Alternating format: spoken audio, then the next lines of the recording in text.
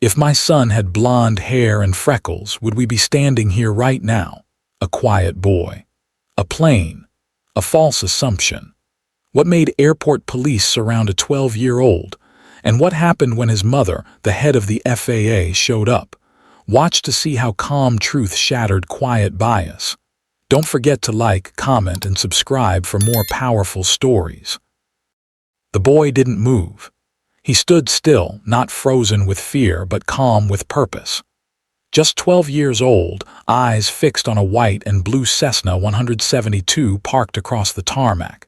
He wasn't touching anything, not climbing, not crossing, only observing the way curious children do when they see something they love. But to the men in uniform gathering around him, that stillness didn't feel innocent. It felt suspicious. One officer adjusted his radio. Another stepped closer, hand resting just above his holster. A third exchanged glances with a man in a pilot's jacket standing nearby, arms folded like he was ready to testify to something he hadn't yet been asked. The boy, Jalen Brooks, blinked slowly. His backpack hung loose over one shoulder. His untied sneaker lace brushed the pavement. He said nothing, did nothing, except glance once over his shoulder toward a group of children clustered behind a security gate. That's when the atmosphere shifted. A black SUV turned into the airport lot, quiet, composed, deliberate.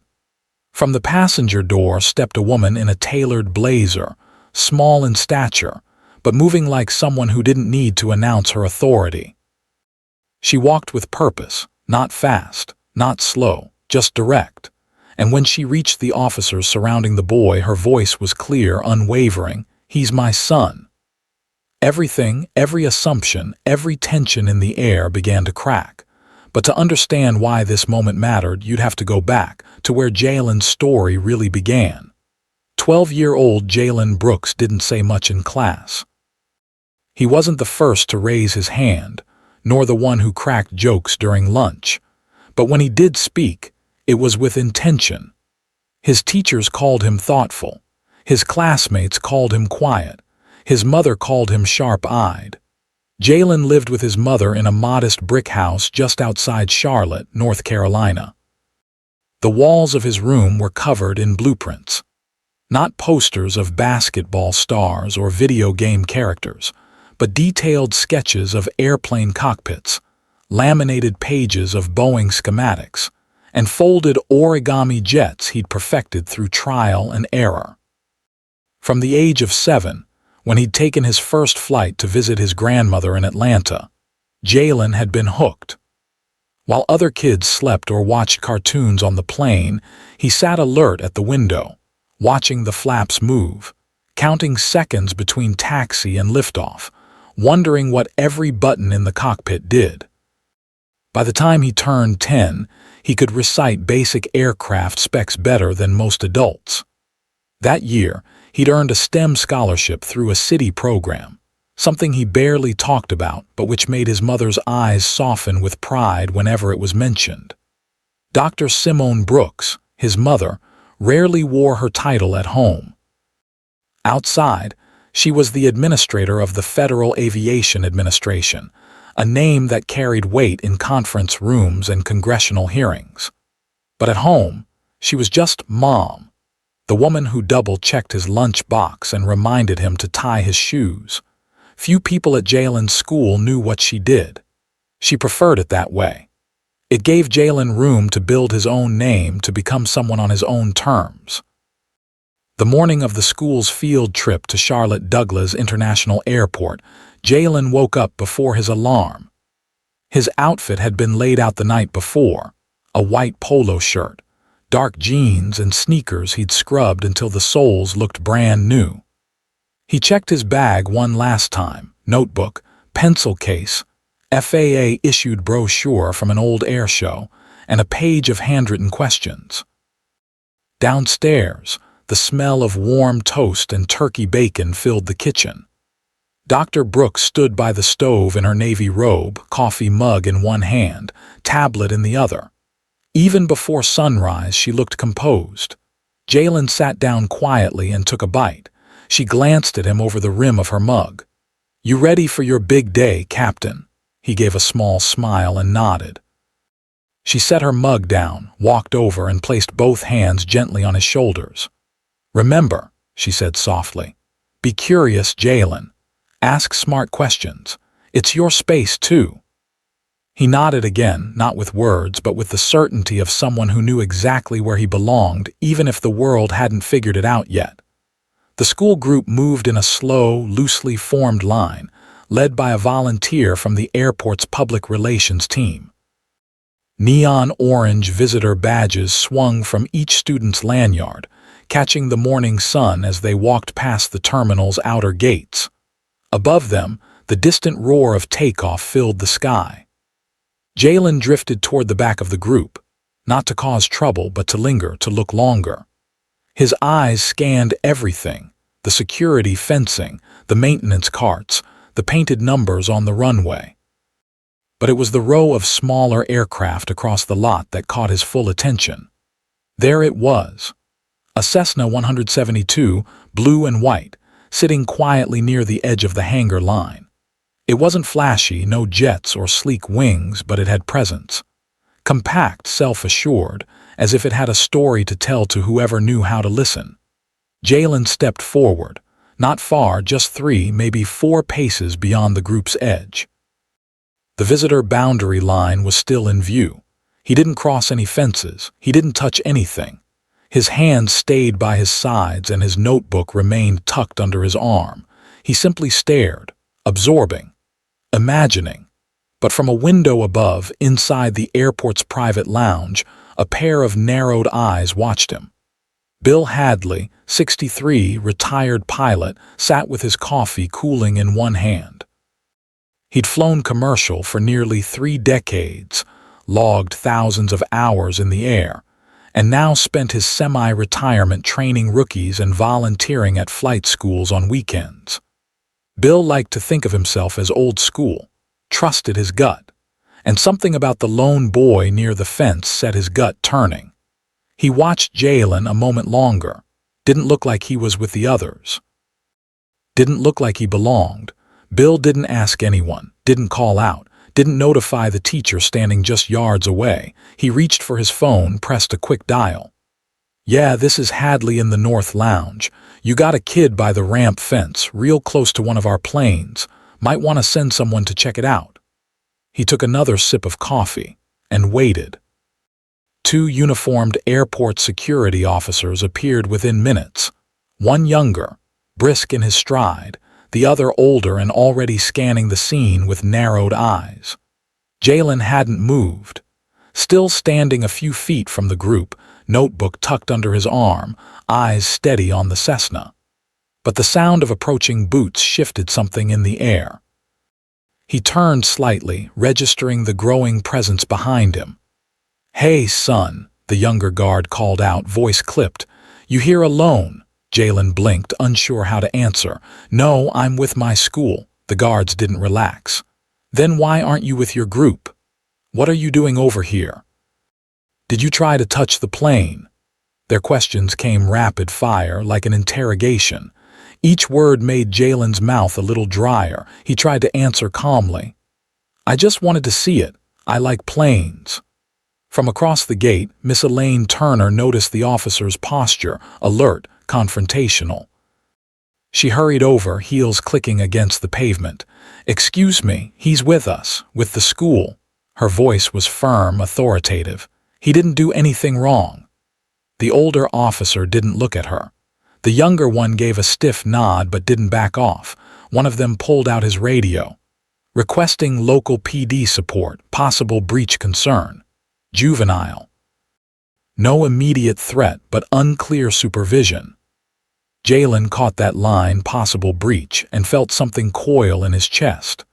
Behind the glass, Bill Hadley stepped outside, arms folded across his chest, standing just behind the security team. He didn't say a word, but his presence added unspoken weight. He stood like a man offering backup, even if no one had asked. Then came the siren. Low and short, followed by the sharp crunch of tires pulling up to the curb. Officer Mike Denton, solidly built with a trimmed beard and practiced stride, stepped out of the patrol car. He adjusted his belt, nodded to the guards, and walked straight toward Jalen. "What's going on here?" he asked, but not to Jalen, to the security team. "Found him near the ramp, not with the others at first." Denton looked Jalen over. A 12-year-old with a quiet face and wide eyes, backpack hanging from one shoulder, hands visible. "You with someone, kid?" Jalen's voice trembled slightly, though he tried to keep it steady. "I'm with my school. They're right over there." He pointed toward the cluster of students now gathered awkwardly at the gate. Some were whispering. One girl had pulled out her phone and was recording, silent and wide-eyed. A few others exchanged uneasy glances. Denton didn't look where Jalen pointed. He kept his eyes locked. "You got ID on you?" "Just my badge, from the school trip." Miss Turner stepped closer again. "This is Jalen Brooks. He's in my class. He didn't leave any designated area. He didn't touch a thing. He's just a child who likes airplanes." But the officers weren't listening, not really. Jalen could feel it. Not just the suspicion, but the quiet disbelief that he belonged here at all. His palms itched. His throat tightened. Still, he stood still, didn't move, didn't argue. Because something in his gut told him any movement might be misread. Across town, on the top floor of a federal office building, Dr. Simone Brooks glanced at her phone. One missed call from Miss Turner, then another, back to back. She stepped away from the table, silencing the regional director still speaking, and picked up her bag. "Reschedule the rest," she told her assistant without pause. "I'm going to the airport now." And with that, she was gone. The sound of the SUV's engine didn't turn heads. It didn't need to. What caught attention was the woman who stepped out of it. Dr. Simone Brooks didn't wear a uniform. She didn't raise her voice. She didn't carry a badge on a chain around her neck. What she carried was presence, sharp, quiet, and impossible to ignore. She walked through the terminal doors with her back straight, heels steady, and eyes already scanning. In less than a second, she found her son, surrounded by officers, security, and a man standing stiff with folded arms. Jalen saw her too. His body didn't move, but his eyes changed, relief flashing so quickly it almost broke her. She didn't run. She didn't ask. She simply walked forward until she stood beside her son, placing a calm, open hand on his shoulder. "I'm his mother," she said, her voice level. Officer Denton turned, caught off guard by how quickly she had closed the distance. "And you are?" Dr. Brooks reached into the inside pocket of her blazer. No rush, no theatrics, just deliberate motion. She withdrew a sleek leather wallet and flipped it open, revealing her federal identification. The gold lettering glinted in the sun.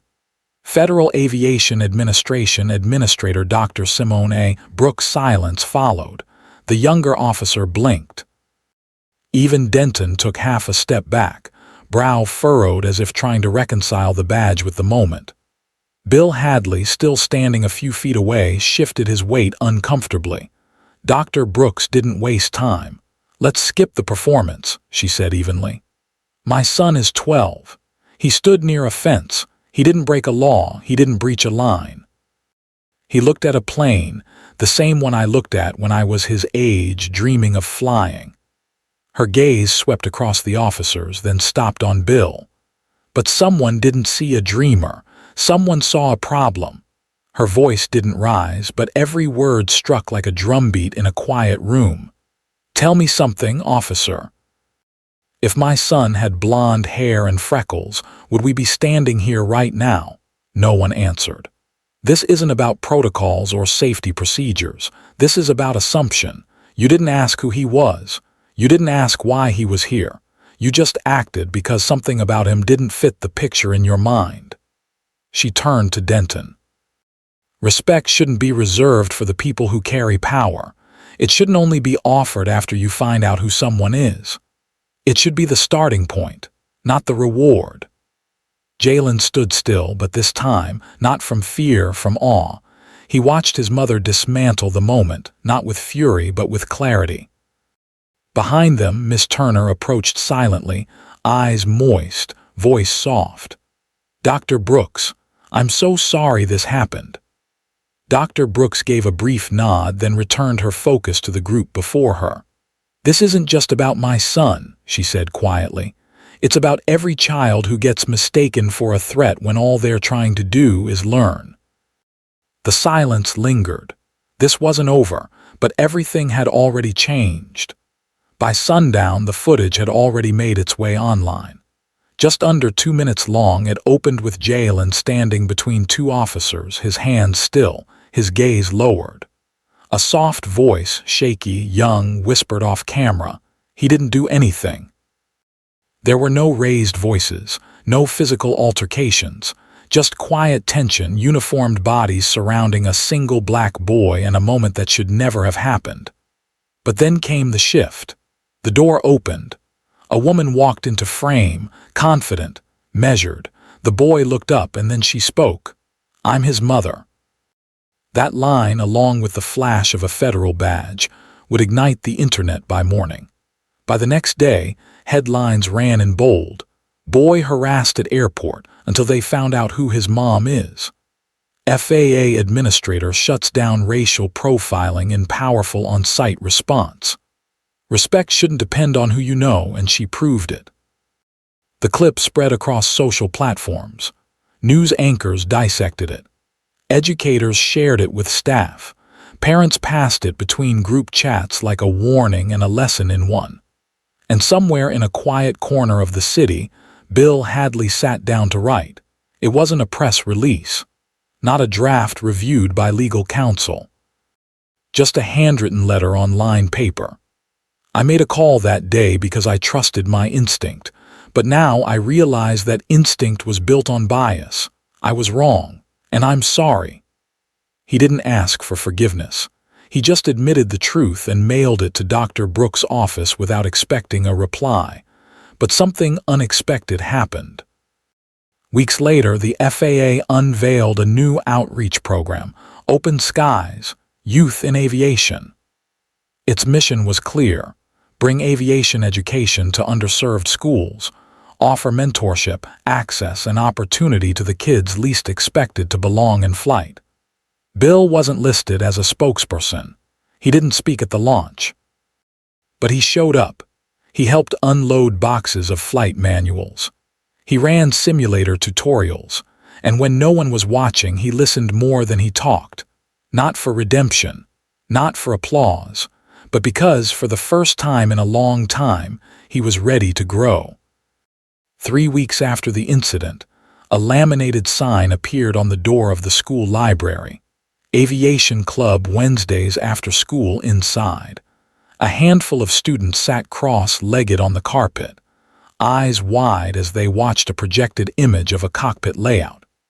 At the center of it all, Jalen Brooks, no longer the quiet boy at the edge of the group, stood confidently beside a donated flight simulator. He didn't speak loudly, but he spoke clearly. "A commercial pilot needs about 1,500 flight hours," he explained, "but you can start training way before that." A sixth grader beside him raised a hand, then lowered it, unsure. Jalen nodded toward him, encouraging. This space, once invisible, was now real, built from something broken, turned into something belonging. At home, later that evening, Jalen sat at the kitchen table, sketching the curve of a Boeing 787 wing from memory. Dr. Simone Brooks walked by, pausing just long enough to study his lines. "You're getting good at those," she said gently. "I want to build one someday," he replied. "Not just fly it." She smiled, brushed a crumb from his sleeve, and said the words she'd been saving. "You will, and more." Miles away, in a hangar filled with new voices and fresh questions, Bill Hadley stood with a small group of teens, showing them how to read an altimeter. He no longer saw risks.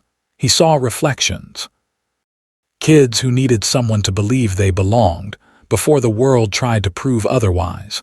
And as for the story the world had already moved on from, its real ending was quieter, but deeper. The moment before you act is powerful. Choose curiosity over fear. That choice can shape a future. And sometimes, that choice makes all the difference.